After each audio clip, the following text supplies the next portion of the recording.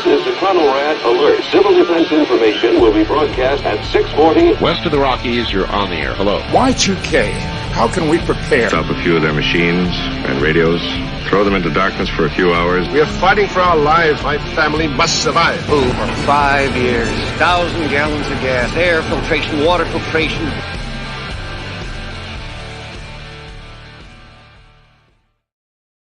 Coming at you from the frozen tundra that is East Central Alberta, Canada, streaming live on YouTube, Facebook, Twitter, Twitch, Rumble, and Odyssey. Welcome back to the workshop where we create community, find freedom, promote preparedness, and share success. I am Toolman Tim. Today is August the 27th, 2023, and this is episode 359 of Workshop Radio.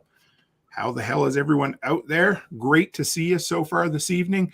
In about 3 minutes, we're going to bring Survivor Jane on. I cannot wait. It's been just about 12 months, which means it's time for another prepper camp. So we're going to bring her on in a minute. Let's get the announcements out of the way. First off, before we do anything, it is August 27th, 2023, which means this is a very special day to me. This is the day 17 years ago that a beautiful lady named Rebecca decided to make me her husband for whatever reason. I don't know what she saw in me, but I'm down here interviewing. She is that supportive of an incredible wife that I'm down here on our anniversary having a wonderful chat. And then later on this evening, we'll spend some time together. So I love you, babe. I had to shout you out tonight. You are the top announcement of the evening because I love you so much. Beyond that, Sunday evening, Farmers Kind of Life is our sponsor. Good friend of mine, Amy Dingman. She just launched a new group on Facebook called the Lifesteaders, and go check that out. Anything Amy does is incredible. She tends to inspire. She has that way. She has that sugar-coated voice that she can kick you in the butt, give you the truth you need to hear, and smile while you're doing it. And finally, guys, how could I not talk about Prepper Camp tonight? But tickets are only available for 14 more days. Go to preppercamp.com if you want to get them. I'm going to be there, and a whole host of incredible speakers, incredible presenters, incredible people in the preparedness, homesteading, and survival field. So if you are within a day's drive, or like me, a 4-day drive from Saluda, North Carolina, I think you should be there. Anyway, enough of that. Let's bring on our guest of the evening. Give me 1 minute here. Hey, Survivor Jane, how are you? Hey, good evening and congratulations. That's your marriage, your anniversary. Thank you very much. It's good to have you. It was September 9th last year that we had you on. So it's been, wow. Might as well call it 12 months. And we are getting down to the crunch of Prepper Camp. So we'll talk about that in a bit, of course. Tell us, okay, because we have grown immensely in the last 12 months. Tell us who Survivor Jane is. Where did you grow up? Maybe your first job. I always love hearing about first jobs. Well, you know what? If you remember or not, but my first job was daycare, and it was right in high school. That's just what you did. I mean, that was during the days, Tim, where they had the electives like home ec, and they had shop, and they had I don't know, all these other things that were mandatory that you had to take. And as part of my curriculum, I worked at a daycare. So that was the first one. It's not glamorous, but you sure do learn a lot. That's cool. And so where did you grow up, Jane? Orlando, Florida. I'm a Florida girl through and through.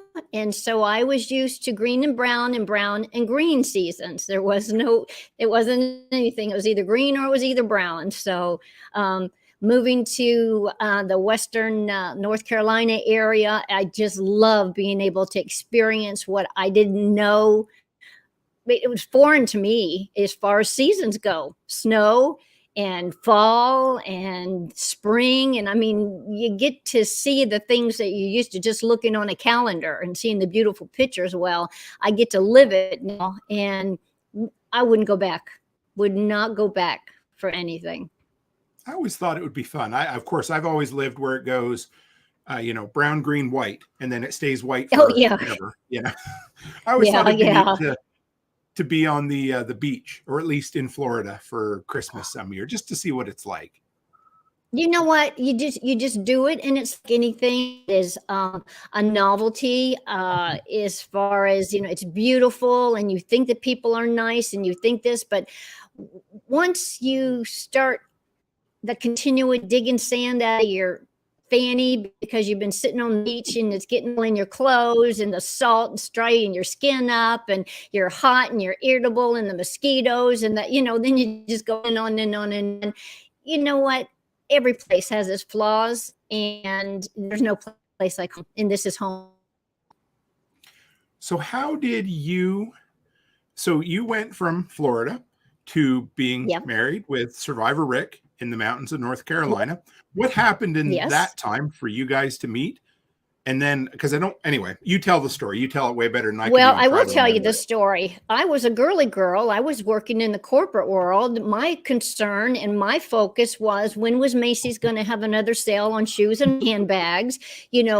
Where I love garage selling. I love anything that said consumer. I was all about it. That's just my focus.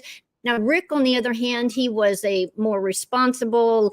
He had all the hurricane preps, and he had all that stuff. So to me, that was his deal. He was in the Boy Scouts and did manly stuff. So I didn't even focus on that until it came to 2008, and I watched my 401k slide $7,000 a month, and I got nervous because I thought this was money that I was going to retire on, so I can buy more purses, and I can buy more shoes, and I can do the things I wanted to.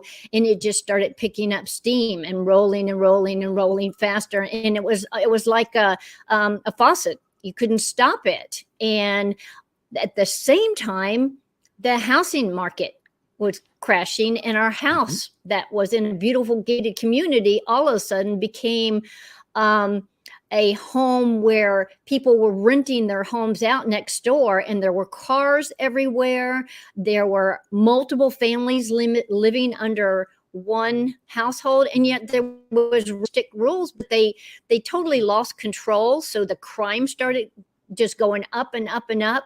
But Tim, the straw, and there's always that straw that breaks the camel's back, was I was carjacked at work. I was coming to, I parked in a 6-story parking garage, and I got in the car. Somebody had left a little card on my window, and I thought, I don't want people around my car. And I had, those spidey senses that they talk about. Well, I had that spidey sense, and I got in the car, and I locked my car really, really fast. I looked behind in the back seat, and I looked in the passenger side, and I was just like this. I've never felt it before, but it was just extreme feeling of danger or something. So I like I said, I locked my car, and I started going down the 6 floors, and now this is in the afternoon at 4:30, sunny day. And I get to the part where you go to, I had a little pass that I had to put through a machine, and I went ahead and bleeped it. And as I looked out, the traffic was going back and forth. It wasn't, you either took a right or a left. And I pulled up, and I saw these men come running down the sidewalk, and they were going really, really fast. And I said, I could pull across the sidewalk, so I could wait to take a right or a left to get out the parking garage, or I could at least wait and let them go. They might be catching a bus or had an appointment or something. So I decided to wait, and I'm on the phone with my sister at the time, because that's what I do. I talk. I like to talk. And so I was talking to my sister, and she's telling me all about the things that she did today, and about it was just like instant. I heard this boom. And I looked over my shoulder, across to the passenger side, and there were 2 huge men with pistols banging at my windows and telling me in not so nice terms that if I don't open the bleepy doors, that they were going to smash the windows, and they were going to do whatever they were going to do. So I say to my sister, "Oh my gosh, somebody's trying to get in my car." And she proceeds to tell me that she had the dog's nails clipped, and then she was going to go to Publix. And I said, somebody's trying to get in my car. And she said that, oh, she might go to Macy's that weekend, and she wasn't sure. And I'm thinking, oh my gosh, I'm going to die. And nobody's going to even know it because my sister's talking about sales and I'm going to die here. And about that time, I am surrounded by police officers with their guns, the big rifles drawn. And I'm thinking, oh, I'm going to get shot in between all of this, not just by the big guys, but the officers too. Well, this all happened in a matter of maybe a minute, if that. They got the bad guys. I was able to drive home, but I was so shaken up that I told Rick, I said, it totally took me out of my happy place. I didn't want to be there anymore. I started becoming really suspicious. I didn't talk to people anymore. It ruined what I would call my happy place, my life. It really just.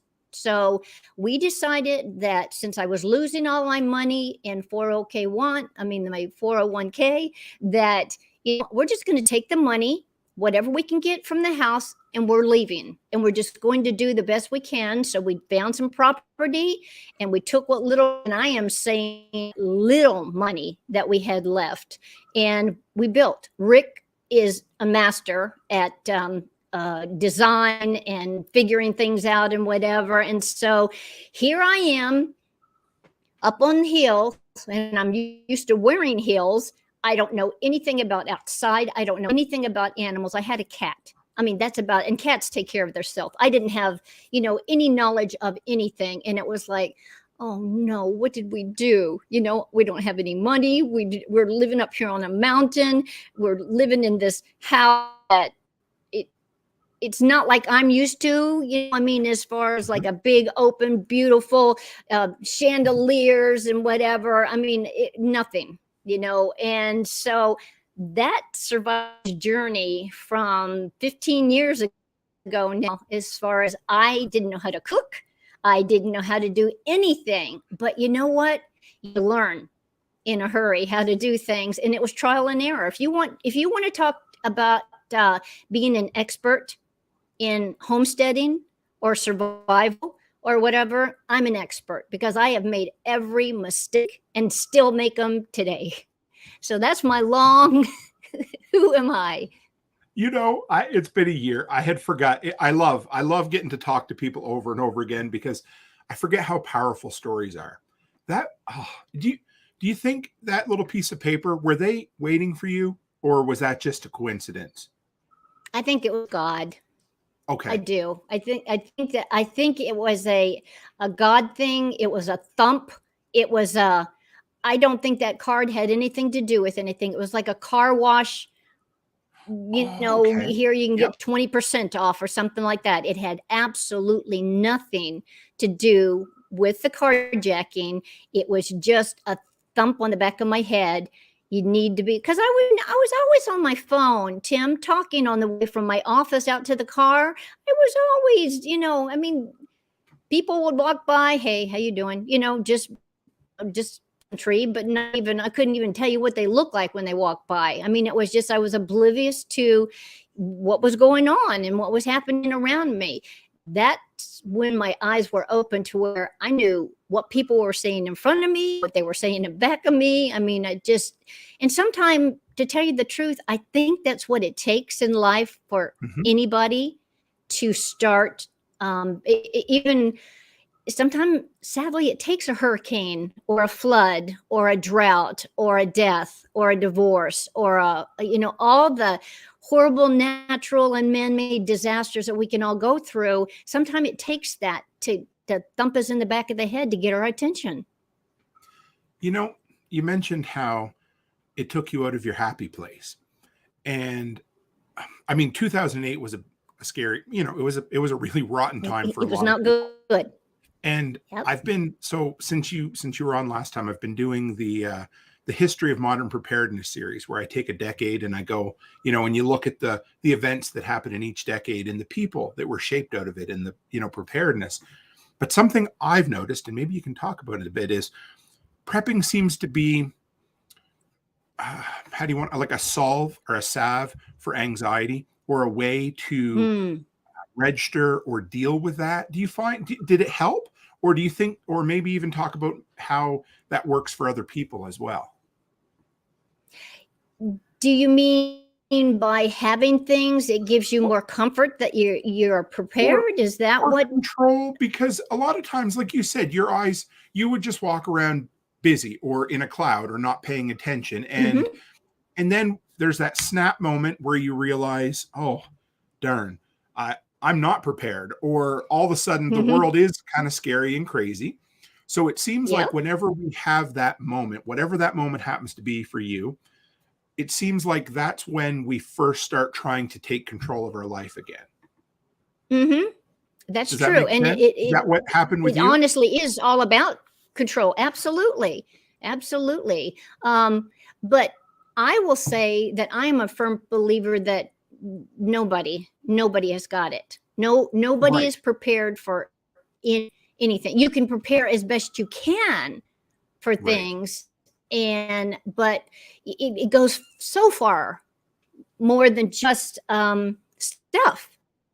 And that's what people get confused. You know, they're still in that consumer mindset. You've got to be mentally, to be physically prepared also. You know, when you talk about skills, that's why we love having prepper camp, because you have to have skills. Now, does that mean you have to go out in the middle of the woods and build a campfire and start cooking out there? No.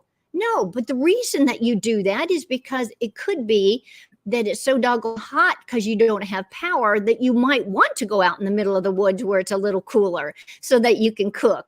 And you need to know how to cook out there, because you're not going to be able to drag your electric range out there into the woods. You're going to have to learn how to do it with whatever you have. So you mentioned how you're an expert because you've made some. I'm gonna infer that what you meant was you made a lot of mistakes along the way, like lots of us. Tons. And you're going to talk about the reality of homesteading. So taking a lot of the shine and the Instagram filters off of it. So what does that, what have you, how have you failed forward over the years, going from high heel Jane in Florida to survivor Jane in the mountains of North Carolina? Well, first of all, when I said I didn't know how to cook, I did not know how to cook. The kitchen for me was a passway from the kitchen to the main part of the house. It had a microwave that I could heat up some coffee if I wanted to. I didn't cook. My mother was the oldest of 9. She had to take care of all the kids while mom and dad worked. And so she had to do all the cooking. She hated it. And her mindset was her girls weren't going to cook. And they were going to enjoy school. They were going to enjoy extracurricular things and dances and parties and friends. And so I did get good training as far as that goes, but there was no cooking. So all of a sudden I'm up here. I didn't even know what boiling water, what the temperature was. I had no idea. What does that mean? What does simmer? What does simmer mean? What do you simmer? Is that 2 degrees lower than boiling? Is it just a little, those are things, a pinch, a scant, a whatever. I mean, I am telling you, ground zero as far as learning to cook. But then along with that, because it's just Rick and I up here, I have to learn how to be his handy girl, his handy helper. It's like, I need you to hold this and I need you to do it, because we built the house ourselves. And we built it it was a marriage strengthener, to say the least. It's like, hold this. I am holding it. I have to hold it tighter. I am holding it tighter. You learn that you can do more than you thought. In me, I'm of the mindset that, and I don't mean to have this sound negative or thing, but I think girls can do just as much as do.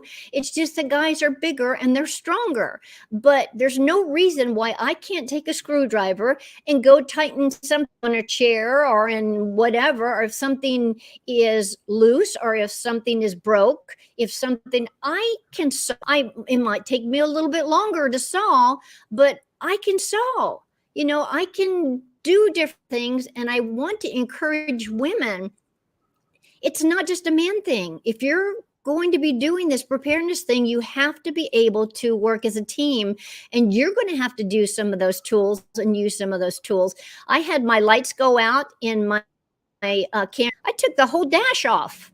I watched YouTubes and I thought, oh, well, I can do that. So I took the whole dash off. I took the console out. I went on line to see what light bulbs, to put there. And I was proud of myself because I can do it. And people are like, oh, I wouldn't do that. And it's like, well, why? Why wouldn't you do it? Because it's scary. And most things are scary until you do it. And then it's like, oh, that wasn't so bad after all. Canning? Are you kidding me? It's like, oh, no, pressure canning? No Yeah. way. I don't want to blow the house up. I mean, and then you do it and you're like, oh, that's it? Making cheese, making ice cream, butchering a rabbit or a chicken? No way. And then all of a sudden it's like, oh, that's all there is to it. And you do it. And that's what preparedness is about, doing it, talking about it, not wishing you could do it, but actually doing these things. And again, I'll fall back to that's what Prepper Camp is all about, giving you the opportunity to have some of the best experts that are around to teach you how to do things. If 2007 Jane, previous Jane from now could see 2020, I was going to say 2022, but 2023 Jane today, which aspect of life do you think she'd be most surprised about? Oh, well, I'll tell you right now, I am a novelty to my two older sisters. They just think it's a hoot. They just think it's a hoot that I do all this stuff, because again, they were in that lifestyle of doing the consumer stuff and what have you. So, I'm glad that I'm where I am now. I'm glad that I know how to do things. I'm glad that I am so much more confident in a lot of different things, because I do look at my sisters. They are me. Mm-hmm. And what I mean by that is they are 2007 Jane. Sure. Still to this day, they're consumers, and they think it's neat that their sister has been on a television show, or that they have an event, and they think, but it's more a bragging right thing. They still, and they're my sisters, they still don't get the real picture. They got a little bit of it this last 2 years, of how scary things can be, and how mandates and all that other nasty stuff that's going on, their eyes were open a little bit to it. But again, that's getting back to, it takes some time to thump people in the head to get their attention. Are they where they are? No, absolutely not. But I lead by example, and I send pictures, and I try to share with them, and I teach them when they come to visit. I live probably 45 minutes from what they call town, and that's where it's one Walmart, so it's like, that's town here. And there was National Donut Day. And so while they were sleeping, I got up early and I made donuts. And so when they came out to breakfast, they were like, oh, Rick went into town and got donuts. And I said, no, I made them. And they're like, you made them? And it's like, yeah, because that's what I do here. Whatever I like, I learn to make. Whatever it is. Rick said, hey, I'd like to have some English muffins. Okay, let me make you some. Hey, I'd like to have a pizza. Okay, let me make you some. Hey, I'd like to have some ice cream. Okay, I can make whatever we like. And if I don't know how to do it, I'll learn how to do it, because all it is putting some effort into it. And so we don't suffer up here by any means. We enjoy life. And so would I go back? No. Like I said, I will not go back, and I wouldn't trade this for anything. Even if nothing bad ever happened, I would still, because it's just a healthier, happier, stress-free life. I believe that is the point that every person who gets involved in preparedness has to find. Because if you're always being prepared, or you're always trying to get prepared for some pie in the sky craziness that may or may not happen, but you negate the rest of your life, prepping should make your life better. It should be a better life, whether anything bad happens or not. And Bingo. there's a good example. You Bingo. mentioned English muffins. So many, many years ago, I learned how to make English muffins from scratch, cornmeal and everything. Loved it. It was great. And I still have the recipes, and I could do it tomorrow. Somebody mentioned in the Telegram group recently, I think it was $5 or $6 now for a pack of English muffins, a 6-pack. And that was American. I haven't even checked Canadian in forever.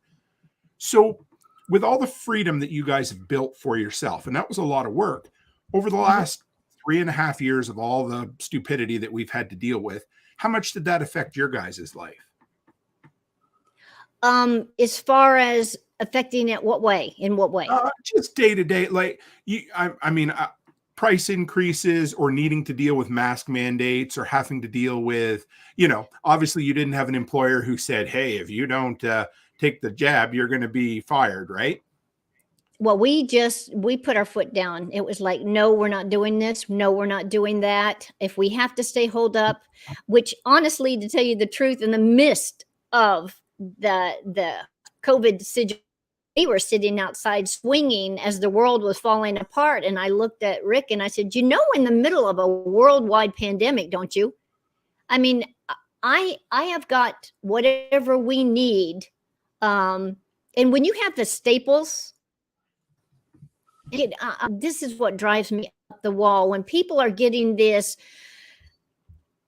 organic, foo-foo, pre-packaged, blah, blah, blah, blahs that, with the hooty-tooty drinks and the this and that, you guys are going to have to give it up.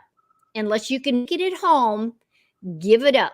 Because when something happens, you're going to go through some serious withdrawals. And so that's what our goal has been. If Rick likes something, I'll look it up and I'll see how to make it.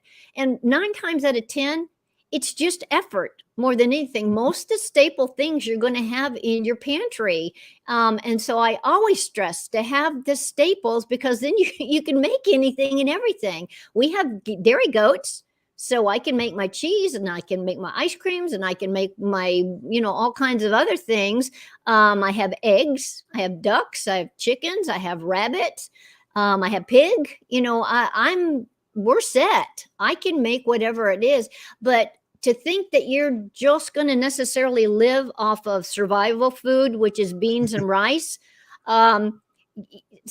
people are going to get a little testy. They're going to get a little irritable, because they're going to get tired of that beans and rice. So if you start now and start learning how to make some of the things that you actually like, doesn't matter what type of disaster comes along, you could be holed up and not have to. We didn't even months and months. We just lived. So you got to kind of like your partner too.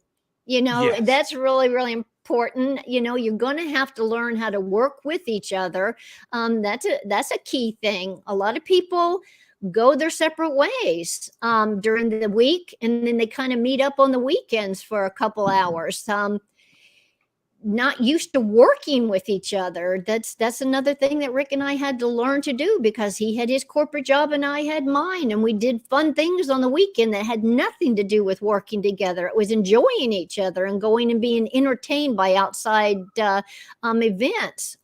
Here we are the event, and if you've met Rick, that he's not quite as animated as I am. So sometimes I have to take my energy and go out and talk to the animals and play with them instead of the old goat. But, that's just how it is. But when it comes to work, you have to be a team. Because as you said, you're going to kind of talk about the realities of homesteading. Maybe talk a little bit about that, because you mentioned how there were times when, you weren't holding. It reminded me of my son, and when I'd get him to hold a flashlight for me. And I think he's still going to need to probably go to therapy over the years, because we get along great. But when you have to work together, you push each other's buttons, right? But How important is it to have Yeah, a partner yes. that you can spend all the time with, even if, you might love each other, but for a few minutes you don't like each other every so often? And you know what? It wouldn't be a real relationship if you didn't have the bumps too. It wouldn't. I mean, you can't like everybody all the time. You can't like what's going on all the time. If you don't have, then you're not your own person, and you've got to be your own person. And so, yes, it's like, it is that thing, hold the drywall up. I'm sorry, I'm 5'3". He's got a foot over me. So he's got that a longer span of holding or whatever. I mean, it's just like, or cut it here or do this and that. Yeah, there are that, drag out knockdowns. No, not anything like that, because that you're stuck with each other up here.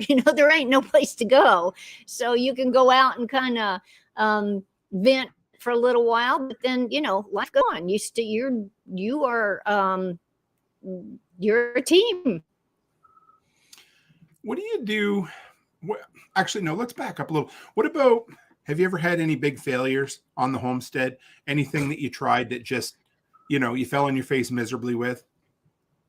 Oh man, I numerous. Okay. Numerous. I'm just trying to rack my brains. It's like, what? It's like, well, that didn't.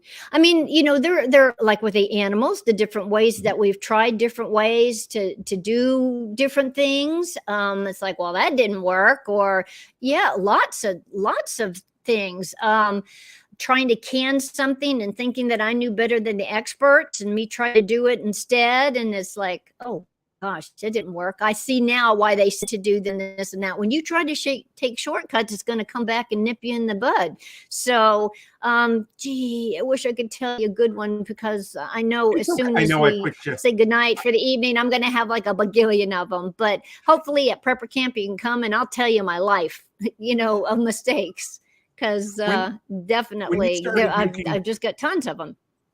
When you started making stuff with the goat's milk, what's become your favorite thing that you make with goat's milk now? Or what do you enjoy the most? Well, I move the cheese is what we call, move the milk. I just try to put it in as many things as I can. And so it would have to be ice cream and mozzarella cheese. Rick just likes his mozzarella cheese on many different things. And so I make at least a pound of mozzarella every week for him. And then I don't make as much ice cream, or it definitely would show up on us. So that's more, we make it as a treat.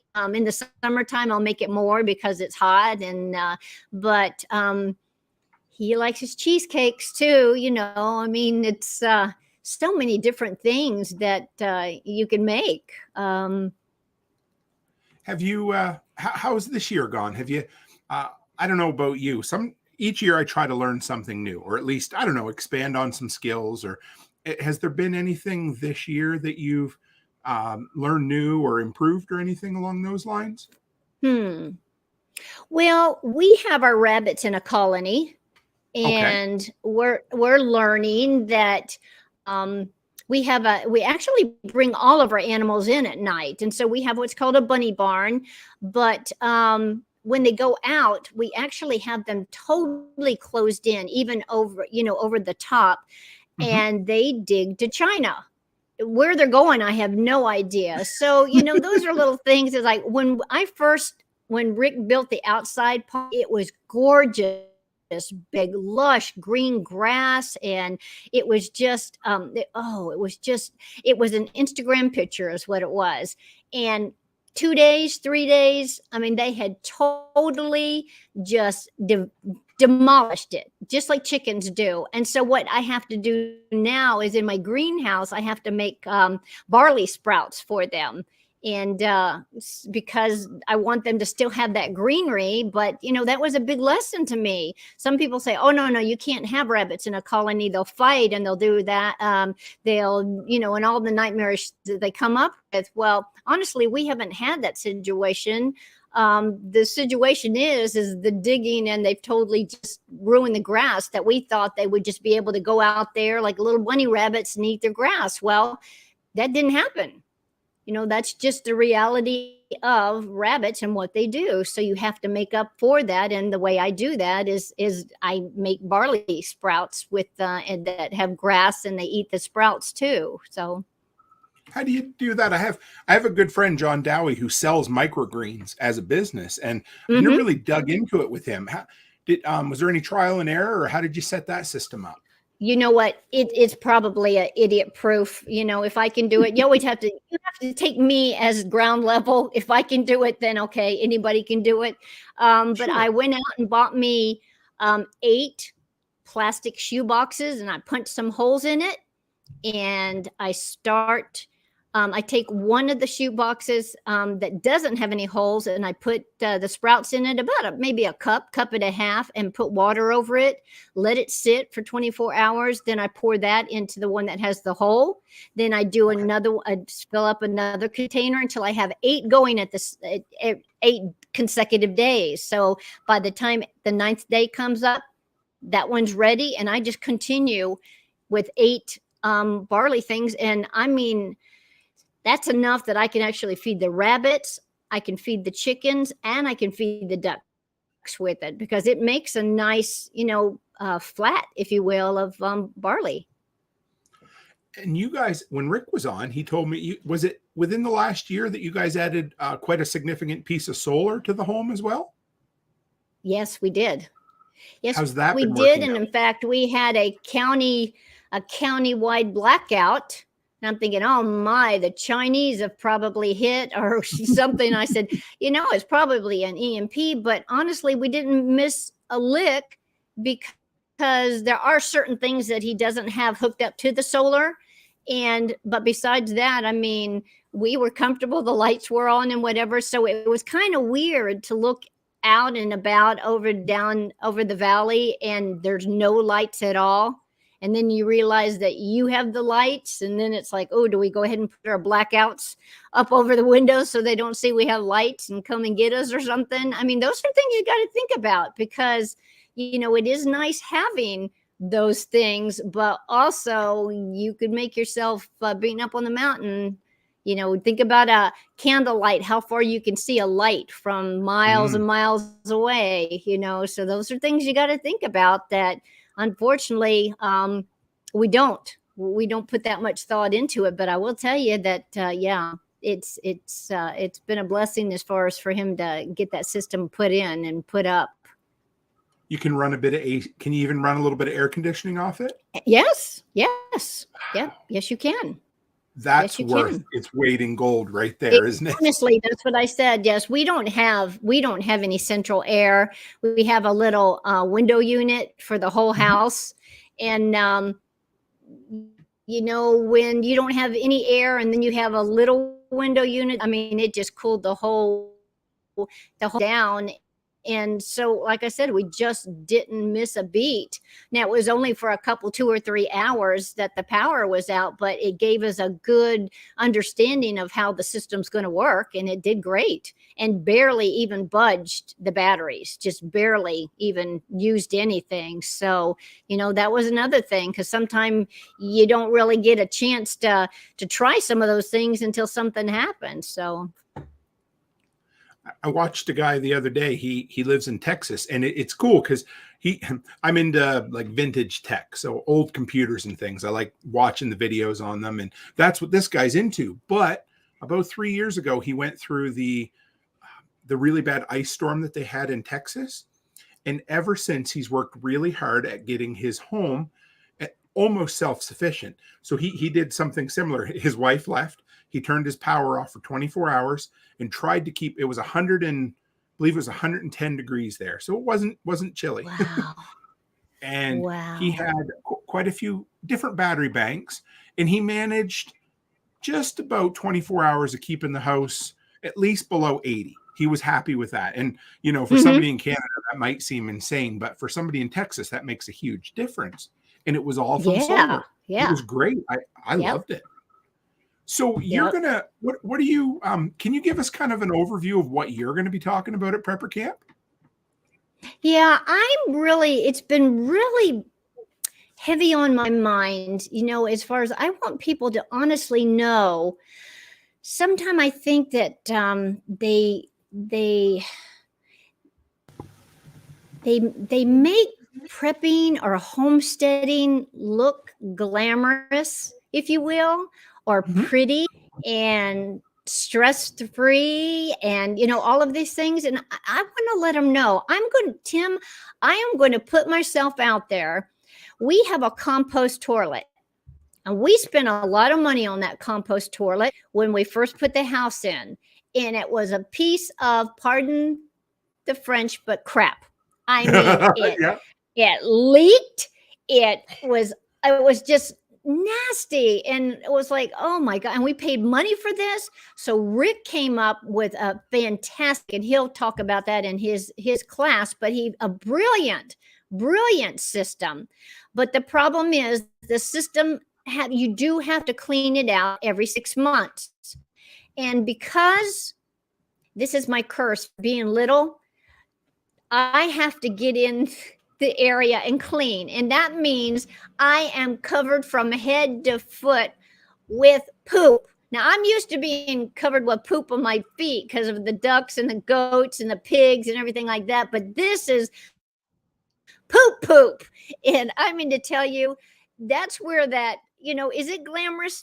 No, but Rick can't fit in there, and I have to fit in there to clean it up.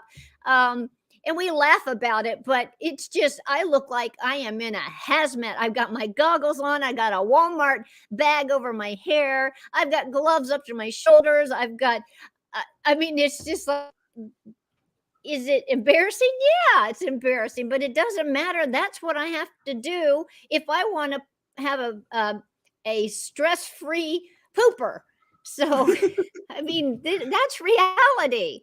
People are like, oh, I couldn't do it. Well, if you can't, then you're not going to be able to live as stress-free and as off the grid as me, because it doesn't take electricity for what we have. And what you have, you'd have to take, and use whatever gadget you can. Of course, you can always use my Heine hydrant that I created way back when. But these are the things I'm going to talk about. I want to talk about that. To get milk, you got to milk the goats, and you got to clean up the goats, and you've got to birth babies that come out of goats. And sometimes there are difficult births, and you got to put your hand where you don't want to put your hand. And sometimes you have to put your whole arm in there to be able to help with birth. I want to share that you got to do things that you might not think, or you're not thinking about. You're just thinking about the beautiful green lawns and the white picket fences and the nice horses out there. You're not thinking about reality and what it takes to actually live stress-free on a homestead. How's that? You don't see people very often with their, shoulder deep in a goat on Instagram. And you don't see the ladies, with their legs crossed and their nails done up and their hair flipped back, sitting in front of, a composting shitter, do you?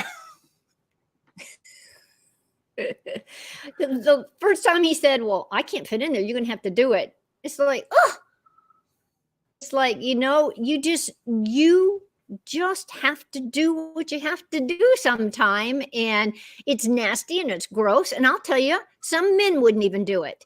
And if they don't, you know what I say? You're going to die. If you can't, if you put limits to what you're going to do, you're going to die. Because in prepping, you have to be able to mentally do whatever it takes to get it done.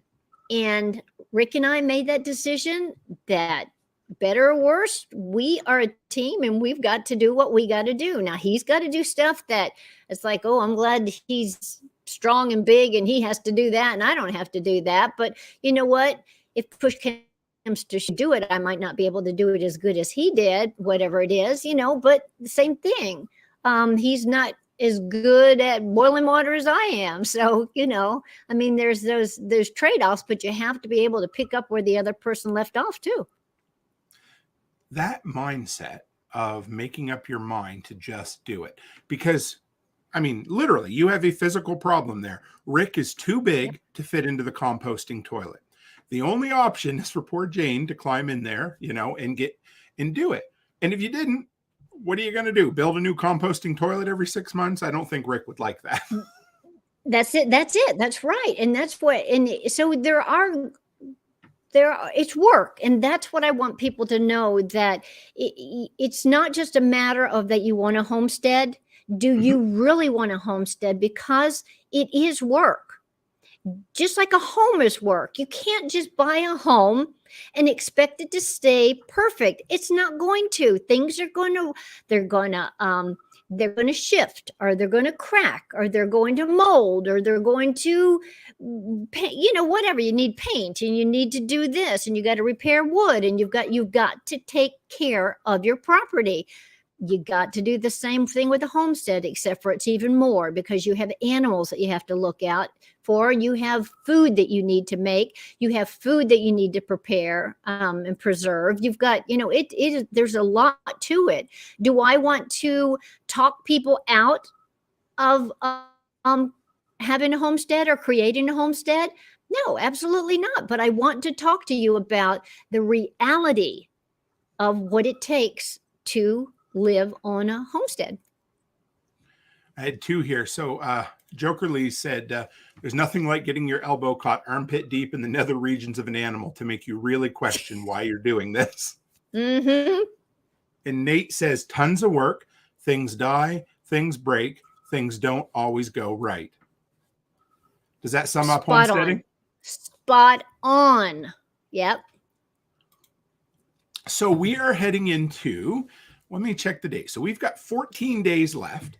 So you're probably, for tickets anyhow, and you're probably getting to that point about last year when I talked to you and Rick, where you really can't, you're looking three ways sideways. You don't know which way you're coming. And prepper camp's right around the corner. Yep. So this is 10 years, right? This is the 10th year. Yes. How did that start first? Let's start back there 10 years ago. Where did that genesis for prepper camp come from? Well, way back when, I used to be on the Twitter, and I was frustrated that I couldn't find anybody to talk to that was in preparedness. I didn't know who Johnny Drives a Big Truck and Susie in the Blue Apron. That didn't tell me they were preparedness minded people. It just, so I decided to create a hashtag called Prepper Talk. And people started picking up on that and using Prepper Talk, and it brought people together that were like-minded. And I started doing this thing every evening. I did it for, I think, 2 years, from 6 o'clock at night. We would use the hashtag, and if you did a search, you could follow as the hashtag moved along, and it was like conversation that you would have now in a chat room before there were chat rooms. And this is way back when. It was in 2011. Okay. And so on the scene is Nat Geo's Doomsday Preppers, and they all the success of the Prepper Talk, and they said, hey, would you be willing to moderate the shows at night or every week or whenever they were on? And I said, sure. And so that's how I kind of got involved with Do Preppers as far as Nat Geo goes. I would just do what's called tweet chats, and we just talk about and have done that, or, oh, that was a good thing he did, or, oh, she said something funny, or whatever it was. And Nat Geo said, hey, why don't you come on the show? And I said, hey, no way. I see what you do. I mean, they're good people, Tim, that make the producers made them look like absolute idiots.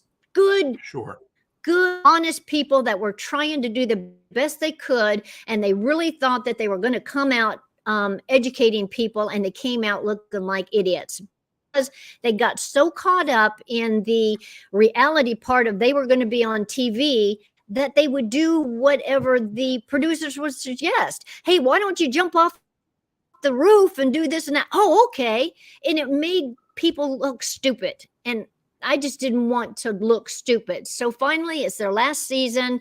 And Rick was doing Doomsday Castle at the time. And they said, please, would you come on? Please, please, please, please. Well, we worked, honestly, it was a 6-month time where we worked on a contract where no guns, no big food storage and toilet papers and whatever. We wanted to only show what we do as far as education. And we had $1 million rider on disclaimer that if they showed the location, if they told, anything that we had signed that we didn't want disclosed. So, they knew we meant business. And because of that, it actually came out to be a decent show. But after we kind of out of obligation, people would contact us, would you come out to these conventions and would you be the monkey in the cage so people can come and ooh, ah, and oh yeah, look, she was on TV or he was on TV and blah, blah, blah. And it had nothing to do with education. It was all promoting, all money making for the big conventions. And it's like, that's the straw, there's always the straw that broke the camel's back was when we're flying out to Denver for another one of these dog and pony shows, and TSA wouldn't let Rick take his brand new crunchy peanut butter jar with him on the plane. They made him throw it away. And Rick's like, it's not even open. He said, I'm sorry, you cannot take it. And Rick's like, you know what? I am tired of this stuff. We're not doing anything for people except for they're looking at us and we're looking at them. And we're not showy people. We're just people. We just wanted to educate. So we decided we wanted to do something that would educate people, and Prepper Camp was born. We just sat down, put things to paper. We found a location that was a blessing, and it just after the first one, we said never again, and here we are going on 10 years. Do you say, is there a little bit of that sentiment every year following Prepper Camp? No, because it's getting to be a well-oiled machine now. We got it down now. We got it down. The first couple, 2 or 3 years, we're still in that growing pains, but we have so many great people that volunteer. It takes a village to put this together, and it's all volunteer. People just come out, they'll come in early. They'll say, hey, we'll be there on Thursday if you need us to help put tents up or help the vendors or whatever. I mean, it's just, and you can attest to this, there's no strangers at Prepper Camp. None. I mean, everybody just helps everybody. I mean, there was one year we had a horrible storm and somebody lost their awning of their RV and somebody else came out and helped them put it back up. And just, I mean, it's those type of things, it just people helping people. And it's kind of like a little slice of happiness for about 3 or 4 days for everybody until you got to go back into the reality of, the hustle and the bustle. But it's just a nice thing. So I will have to say, thankfully, is it work? Oh, absolutely.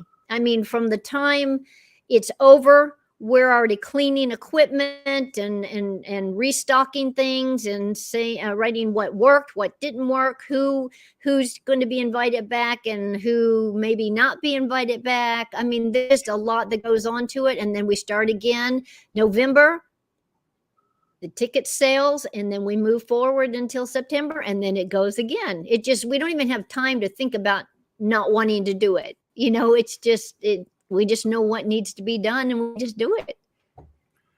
Are there any certain fond memories of the last 10 years that stick out? Any highlights or anything? I know that's tough to put you on the spot, but if there was anything that you remember really there's fondly? one. It's burned into my mind. One year, I will talk to anybody, and there's a kind of area that goes up to the offices of the campground. And I was going to take a shortcut, and I was just going to walk up the hills when they actually have a stair way that's actually built into the hill so you can walk up it.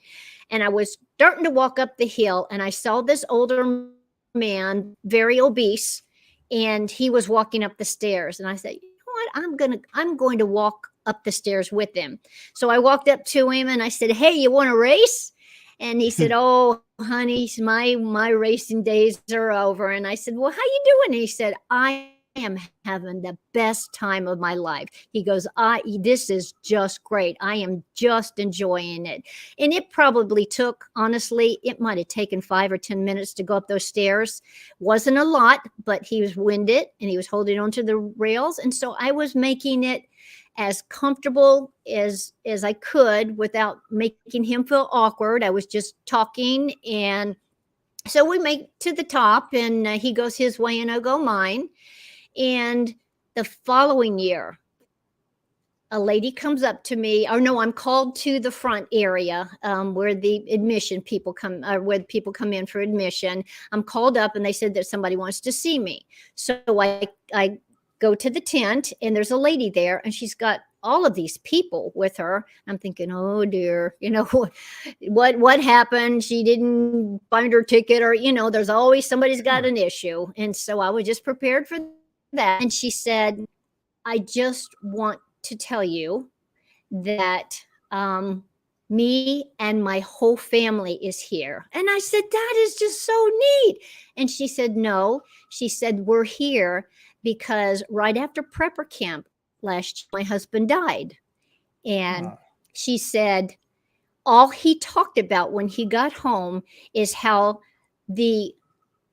I don't know what he called me, the owners, I think is what she said, the owner of prepper camp actually spent time talking with him and gave him the time of day, and how kind that I was and how great the event was. And she said, we just all wanted to come back to experience the last week of what the husband, dad, father, uncle, whatever, and it taught me that, it just takes a minute to talk to people, and that might be the nicest thing that you've said, to somebody, to them all day.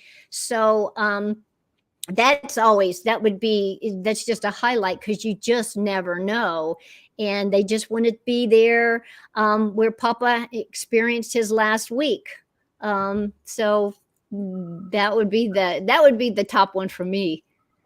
Thank you, Jane. I appreciate that. That's an incredible story. Yeah, it is. It is. Who's coming this year that hasn't been there in a while, or who are some of the new speakers? And well, I'm excited that Forward Observer is coming back, which is Mike Shelby. He just is a huge favorite, and he went and got married a couple years back, and so it just kind of coincided right with prepper camp. So he's coming back, so we're excited for that. We've got some really great demonstrations that are going to be going on this year. We've got 22 new classes, and to tell you the truth, I'd have to cheat and look. Okay. We've got like e-bikes, and we've got we've got cell phones and how you can de-Googleize them, and just some really neat things that could really come in handy right now. My mind honestly goes blank. Shame on me. I should have a list I'm looking at, but I don't. So I was really impressed. And of course, again, my brain. Anyway, there's a gentleman speaking about artificial intelligence this year as well, which I think is awesome. I love that it's not just the hard skills that get taught at prepper camp. Yep. Honestly, we have got from you want rewilding, and that's what you do in the homestead. You rewild a lot. I can use something that was meant for something completely different to use it to fix something, but you can rewild as far as food, and out getting, like Richard Cleveland and the herbs and what have you, that he will take the nature walks. But we also have natural remedies. We have canning. Those are all we have the classics, but then we have some, like you said, some things that are kind of out of the natural realm of homestead that kind of you need to know, like how to clear a room, You know, if you're coming in, if you know, I mean, some of those type of, we've got lots of self-defense. We've got Hakeem Eisler again. He's going to be doing close quarter tomahawk fighting. He's got, I mean, so there's just a well-rounded, there's something, honestly, there's something for everybody. And then some. And I know people, they come, they've got their schedules ready. The wife goes one way and the husband goes the other, and never the two shall meet until they meet up on Sunday evening to head home. You know, I mean, it's just that the people that come are serious about learning and taking the that we have. And the neat part about it is, Tim, yes, anybody go to any one class. You don't like a class, get up, go to someplace else. You know, you make your own schedule. We talked for a few minutes before the show, which we always do. Anyway, I consider you guys friends now, which is great. I love talking to you, but I hope so. Thank you. Well, absolutely. Yeah. So here's the small world of preparedness and prepping. I spoke at, and we talked about this before, but share it for the, the enjoyment of the audience, but I spoke at an event in Washington, Addie, Washington, the Thrivalist Fair in May this year. And we had a get together of, we call the people in the workshop, the delinquents. So we had a delinquent get together where we sat around and did a recording, right? So this one lady, really nice lady, didn't know us from Adam. She said, "Hey, I'd love to join." I said, "Absolutely." So she sat down and she shared a story about how she met her husband and all the things she had done in her kind of homesteading preparedness journey. And it was just, it was meant to be. She was there for a reason. It just happened, right? So I get an email from her as a week or two ago. And she said, "Hey, did you ever post that?" Because she didn't really follow what we did. And so I sent her the link of the event that we did. And she messaged me back. She said, "Great." She said, "I might see you in September." I thought, "Oh, really?" She goes, "My uncle is going to be the keynote speaker at Prepper Camp, and I may just go along with him." And I thought, what are the odds? You know, somebody I meet at the Washington event, little old me, a crazy Canuck from Canada, and we'll meet again in North Carolina. But then you guys had a bit of that too, didn't you? Rick had a conversation. It was yesterday. He was actually talking to the keynote speaker, which is Curtis Bowers, and his niece from Washington said, "Hey, Uncle, there's this really neat event in September called Prepper Camp." Now, this was a couple, 2 or 3 months ago, before we had actually solidified that Curtis was going to be here, and we got all, you know, everything, all the I's dotted and T's crossed and what have you. And he goes, "Oh," he said, "I actually talked there about 5 years ago." And she's like, "No way." And it's like, yeah. And so, well, I don't know what the time frame was, but then his aunt from Florida called and said, "Hey, there's this place called Prepper Camp in North Carolina, and it would be a really neat thing to go to." And he said, "Well, you know what? I'm going to be there. I'm the keynote speaker this year." I mean, just like, what? You know, Florida and Washington and then him, but it's just, that's what Prepper Camp is. It's not a local event. We don't advertise. This is totally the mouth. And so I will stop right now and say thank you to everybody that shares our posts. You know, there's so many people that say, what's Prepper Camp? Well, you know, we rely on people to get that word out so that we can educate as many people as we can. But we don't, this isn't a local event. This isn't a tire kicking, "Hey, what do you want to do this weekend, honey? Let's go to Prepper Camp." No, these people are serious. They, like yourself, they pack up, and some people come from across the country, and it takes that 4 or 5 days to get here and 4 or 5 days to get back. They are the serious movers and shakers of their community that come, they spend the time, they spend the effort, and they spend the energy to learn. And then they take that information back to their communities, share it. And then sometime we have another whole wave. And then of course we have people that have been there 10 years. Every year they've come. So it's just neat to meet new people, and it's neat to see those old faces. It's almost, it's like a prepper reunion, if you will, or a social media reunion. It's just neat to see everybody again. So how much are tickets, and where can people get them because like you said, it's not a spur of the moment thing. You guys cut off tickets about 2 weeks before the event happens. This is a self-funding event. This is not a moneymaker. If it was a moneymaker, we would have stopped that first year, honestly. Every dime that we make has gone in, but, we have been hit like everybody else. The tents are almost 300% higher. The TVs that we're renting now are almost 50% higher than what they were. It's just amazing, but we've tried to keep the ticket prices down. We're out of the discounts now, and now it is the full price until at the end of September 10th. And the truth, I don't even know how much the tickets are. I'm sorry. Okay. Off the top of my head, I don't, because I don't even do, that's Rick's part of it. I'm the social girl part, but it is a commitment, and it's not a carnival. It's not a fair. It's not a, hey, honey, let's go do this for the weekend. This is actually serious people coming to actually learn.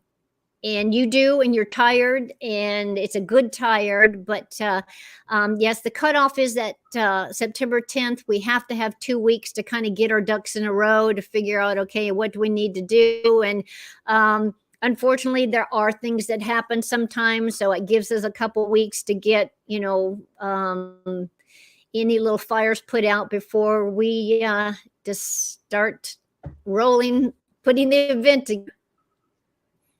I threw the link up there for tickets. I checked, they're $89.95. So that's full price. Yes. I will pin, if I remember, after the show's over, for anybody that watches this in the live stream, I will pin that as the top comment. But it's also in the show notes tonight too. So everybody make sure you get out there, Yeah, honestly. And if you can't this year, if you would just help us to share and get the word out, and maybe save up. Tickets go on sale, and we try to do the best we can so that everybody, Tim, can come. So we start, and we give a really good discount starting on around Black Friday time. And then it just literally graduates up. We have to kind of roll in to make sure that we have the money to pay for the tents and pay for the chairs and pay for all the things that need to go behind the scenes as far as speakers and TVs and, all this other stuff to make the event. But we try to make it as economical as we can, starting in November and working our way up to the September time. But even at $90 for 3 days of education and the caliber of people that we have at the event, some people would pay that for just a day. So we kind of feel that it's well within that good value, if you will, for what we offer. I need to shout out, we got 2 new people that I've never seen in here before. And I try to welcome everybody. I try to take Jane's lead here, but we got somebody named Lone Canadian. Just so you know, you're not alone. I live in Alberta. And don't ever apologize for being late, because if you're out there getting shit done, you can come by anytime you want to figure this stuff out. We're great. And then Blue Rat. I don't know who you are either, but greetings. Also from YouTube. So I love seeing new faces, Jane. I get excited. Yeah. It's awesome. Yep. Sorry you guys showed up right at the end of the show, but how do they find you, Jane? Where beyond Prepper Camp, you do some stuff too, don't you? I am everywhere, and it's easy enough to say Survivor Jane. I'm on Twitter, and I'm on Instagram, and I'm on YouTube, and I'm everywhere. I'm always, you have a question, you want to know something. That's what I'm here for. I'm not a look at me type of person. I am an educator, and if you want to know something, you can just reach out through any of the social medias. Be more than happy to private message you or email you or whatever and talk homestead preparedness, whatever. Some things that have worked and some haven't, whatever. Again, we're not showy. And we are approachable. And so please, if you're at Prepper Camp, come up and say hi. Say, I'll talk to you. I'll give you a hug. I just, that's me. And that's the type that we are. And I love it because I'm a hugger too. And as soon as I met you, I'm like, Yeah. okay to give you a hug. And before I even said it, you give me a great big hug. So Absolutely. I just dive in. I'm just that's how we got to be, right? I know that in this day and age, it's a little different, but you know what? I just say, I'm giving you a hug. You know, That's if right. we get a little weird, then it's like, okay, you know, that's off. fine. So, well, thank you, Jane. Our hour blew by just like it always does. Did. And I've said it, you know, it's awful. We talked last year when you were on the show, and I said, we'll have to have you back again in about 6 months. And here we are 12 months later with you back. So you know what? I'll take it. I enjoy it. And when I heard that you might be interested in maybe me coming on, you know, I'd love to be able to come on and talk some tools sometime. You know, I'd like to talk projects. I'd like to talk about, you know, whatever. Girls can do this stuff too. And ladies, you need to start learning how to do it. So if I'm an example that way, I would love if there's a topic that you want to talk about sometime, I'm here. Or if you just until September next year, I'll be there too. We'll have you back, hopefully sooner. I need to start doing 2 interviews a week because there's so many incredible people that I love to talk to that, you know how it is. It is what it is. I do. And you've had some amazing people. It's just kind of like, wow, you know, you're doing awesome. You know, I feel privileged that you have even taken the time to talk and chat with me a little bit. And there's just so much more than an hour could ever, you know, fill. But I thank you so much. We always enjoy your company. Thank you, Jane. If you want to hang in the back for just a second, I'll close up the show and I'll be right back out with you here. Okay. Guys, I hope you enjoyed that episode. I hope it comes through. Rick and Jane are incredible people whom I consider friends. And, you know, you can meet people online. And I interviewed both of them last year on the internet, you know, through live stream, like you guys got to see before we got to meet each other. And we had a connection, but you don't know until you meet people because we all know this. She talked about it. You can put on the Instagram filter online and pretend very, very well. But the rubber meets the road when you meet people in real life. And when I did, they're the real deal, guys. And I don't mean that in a celebrity sense or anything else. They're just exactly who they tell you they are when you meet them. And they're great people. And I'm telling you, if you are within a day's drive of Saluda, North Carolina, and you can afford it and you have the means and it doesn't set you back to do it, grab a ticket and come by because there is absolute power in meeting in person. My wife and I went to our very first in-person meetup 18 months ago. That's all it was. And it changed our lives. So if you can do it, do it. If you can't, share it, and we'll see you next year. So guys, with that, as always, stay happy, stay healthy, and have a great week.